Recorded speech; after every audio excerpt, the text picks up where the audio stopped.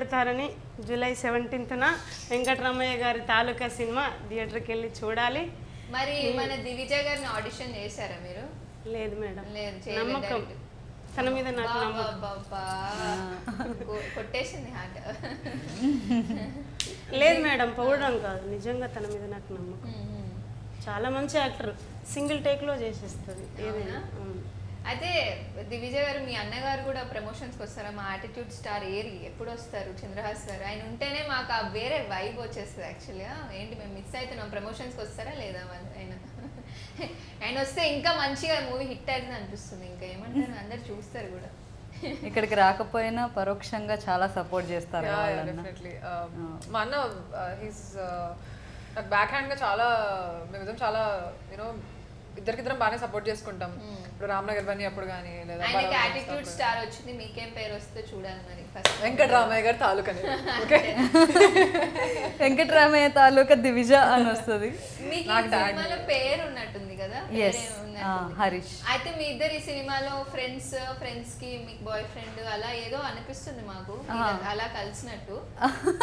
లేదా one of the daughter, అర్థం కావట్లేదు. నేను ఫ్రెండే, బట్ ఏంటి క్లారిటీ తెలియాలంటే జూలై 17th వెంకటరామయ్య గారి తాలూకా మూవీ చూడండి అంతే. మీకు మీ ఫాదర్ తో ఉన్న అనుబంధం ఏమైనా షేర్ చేసుకోగలుగుతారా? Because this is a father movie. yes, మా ఫాదర్ అంటే నాకు చాలా చాలా ఇష్టం. మీరు ఇదివరకు ఉన్న ఇంటర్వ్యూస్ లో చెప్పారు, ఈవెన్ బిగ్ బాస్ కి వెళ్తారా అంటే లేదు, మా ఫ్యామిలీ ఉంటే నేను వాళ్ళని చూసుకోవాలి కాబట్టి నాకు రెస్పాన్సిబిలిటీ ఉంది అన్నారు. ఎందుకు అంటే మా పేరెంట్స్ని కూడా మా మదర్ ఆర్టిస్ట్, సో నేను వచ్చిన తర్వాత మదర్ ఇంకా డ్రాప్ అవడం జరిగింది.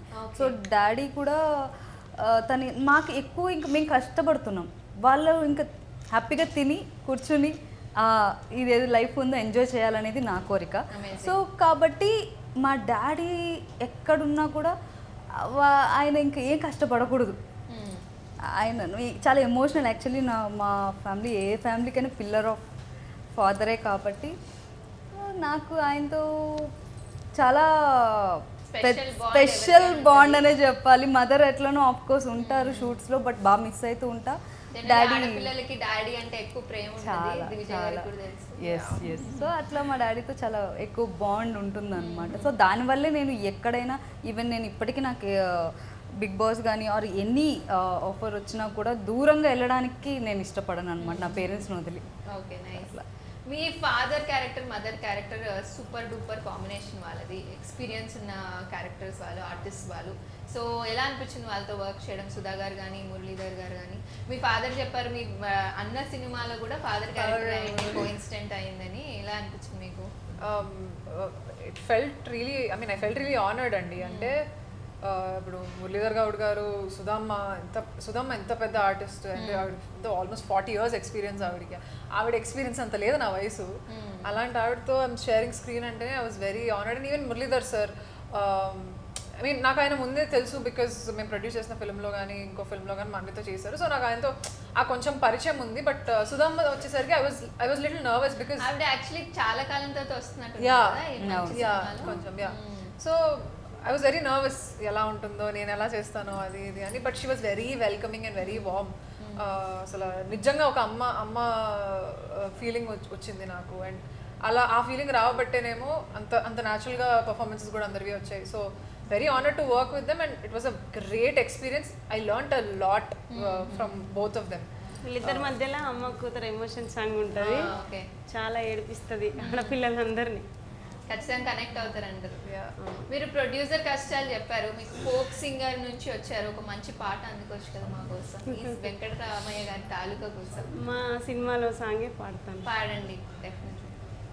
కంటికి రెప్పోలే కాస్తారనుకొని మన ఇంటిని వదిలేసి వీళ్ళ ఇంటికి వచ్చానే, కాలం మారుతున్న తీరు మారదాయ, కోడన్ల కన్నీళ్ళ దారాగదాయే, ఆత్మగౌరవాలే అల్లుని పాలాయే, పుట్టింటి ప్రేమలే లోకు అయిపాయే. ఏం చెప్పనే తల్లి సీత కష్టాలు, ఏం వ్రత రాశాడో ఆ బ్రహ్మదేవుడే,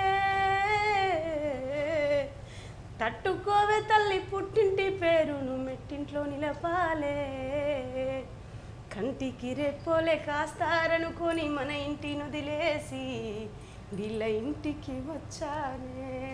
వావ్ అమేజింగ్. చూసారా అందరూ ఎలా క్లాప్స్ కొడుతున్నారు.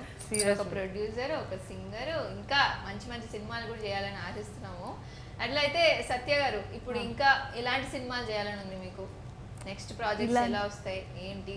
హీరోయిన్ గా చేస్తున్నారా? అయ్యో హీరోయిన్గా ఛాన్స్ వస్తే ఖచ్చితంగా చేస్తానండి. బట్ మంచి క్యారెక్టర్స్ చేయాలి. ఇంకా మన వెంకటరామయ్య గారి తాలూకా మూవీ చూసిన తర్వాత సత్యాన్ని ఇంకొక కోణంలో కూడా ఆడియన్స్ ఇష్టపడతారు. సో దానివల్ల ఇంకా మంచి ఆఫర్స్ వస్తాయి. ఒక డిఫరెంట్ క్యారెక్టర్స్లో మేము ముందుకు కనిపిస్తానని అనుకుంటున్నాను నేను. ఏ సినిమాకైనా మ్యూజిక్ ప్రధానం. మరి ఈ మూవీలో మ్యూజిక్ ఎవరు అందించారు, ఎలా అందించారు? ఇంకొన్ని పాటలు అయితే రాలేదు అనుకుంటా, ఒక పాట ఇంకా కొన్ని పాటలు రావాలి. దాని గురించి ఏం చెప్తారు? చరణ్ అర్జున్ గారు అండి music director, and of course నాకు తెలుసు is legendary music director. And ఆయన పాటలు అన్నిట్లో ఏ పాట అయినా సరే చాలా చాలా కనెక్ట్ ఉంటుంది, ఇమోషన్ ఉంటుంది, డెప్త్ ఉంటుంది. అండ్ నాకు యాక్చువల్లీ చాలా స్పెషల్ ఆయన మ్యూజిక్ కంపోజ్ చేయడం. బికాజ్ నేను ఇప్పటివరకు చేసిన 4 సినిమాలకి అన్నిటికీ ఆయన మ్యూజిక్ డైరెక్టర్. ఇప్పుడు 2 రిలీజ్ అవుతున్నాయి and both of them he only composed. And ఈ సినిమాలో కూడా సాంగ్లన్నీ ఇట్లా పిండేసినట్టుంటాయి. అండ్ ప్రతి ఒక్క lyric heart touching. Very lyricist కూడా. I mean is one of the lyricist as well. ఆయన చిరంజన్ గారు ఇద్దరు లిరిసిస్ట్. యాక్చువల్లీ ఈ మూవీలో 3 అమ్మాయిలు, ఒక అబ్బాయి ఉంటాడు అని విన్నాము. సో దానికి తగ్గట్టు కూడా మ్యూజిక్ వేయాలంటే కొంచెం ప్రెషర్ కూడా ఉంటుంది. బట్ అఫ్ కోర్స్ మేము చూస్తాం ఆయన వర్క్ చాలా అద్భుతంగా ఉంటుంది. ఆయన ఒక్కరే అనుకుంటా ఫాదర్ కి రిలేటెడ్ గా సాంగ్స్ అన్ని చేశారు. రైట్. సో మీ డాడీ మీకు ఎలా ఎంకరేజ్ చేశారు? మీ మమ్మీ కూడా యూట్యూబ్లో చూస్తూ ఉంటాము. సో ఎప్పుడైనా మీ యాటిట్యూడ్ స్టార్ అదే వస్తుంది చూసారా చంద్రరాజ్ గారు? ఆయన వచ్చినప్పుడు, ఆయన మూవీస్ వచ్చినప్పుడు ఆవిడ వచ్చి ఎంకరేజ్ చేశారు. మరి ఇప్పుడు కూడా వస్తున్నారా, మాట్లాడబోతున్నారా మీ మదర్? ఎక్కువగా చూడలేదు మేము. సో ఏమన్నారు, ఆమె రెస్పాన్స్ ఏంటి? దర్ ఆల్ వెరీ హ్యాపీ అండి. డెబ్యూ అంటే ఇప్పుడు మా అన్న ఫిల్మ్ అంటే ఫుల్ ఎమోషనల్ కదా. షీస్ మోర్ ఎమోషనల్ అందరికంటే. మా అన్న సినిమా అంటే ప్రొడ్యూస్ చేసింది వాళ్ళే కాబట్టి వాళ్ళు డెఫినెట్గా ఉండి మొత్తం ప్రమోట్ చేసుకున్నారు.